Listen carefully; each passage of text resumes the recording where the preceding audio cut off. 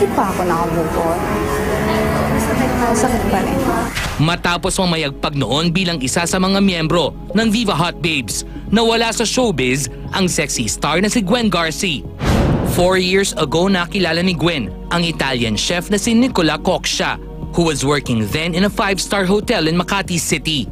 After a whirlwind romance, nagpa siyang mag-live-in ng dalawa. When Nicola was assigned in Beijing, China, pumayag si Gwen na iwan ang showbiz para sa kasintahan. They were a picture of a happy couple.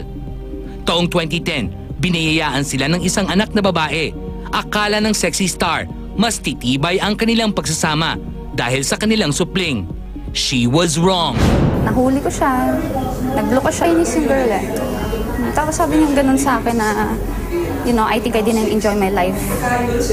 Everything went so fast, sabi niya. Let me enjoy my life. To be fair to Nicola, hindi naman daw nito sinaktan physically si Gwen. Ngunit mental torture anya ang verbal abuse na naranasan niya sa piling ng Italiano. Kung uuwi siya ng bahay, nagko-complain lagi. Pero yung respect, nawawala na rin. Taba-taba ko daw. Kapapanganak ko lang, tapos sabihan niya ako ng gano'n. Siyempre mga masasakit na mga words. Paulit-ulit niya ako sinasabi sa akin na I love you like, I'm not in love with you anymore. Paulit-ulit niya sinasabi yun na I love you like a sister. Inakusahan din umano ni Nicola ng pagiging maluho at materialistic ang sexy star.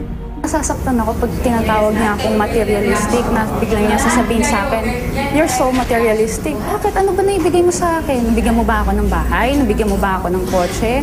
Nabilhan mo ba ako ng mga magagandang gamit para sabihin mong materialistic ako? Alam mo na hindi totoo yan. Dahil wala akong hiningi sa'yo. Kaya masakit yan sa akin. Dala ang kanilang anak. Umuwi ng Pilipinas si Gwen. Buo na ang kanyang pasyang huwag makipagbalikan sa Italiano. Nag-sorry siya. Pero gusto niya, ganun na lang. Sorry na ganun. Tanggapin ko na lang ba? Diba? Ano pang ginagawa mo? Hindi na nga kita babalikan eh. Cool. Oo. Huwag ka nang umasang babalikan kita. Busy helps naman in a way. Thank God na lang ako.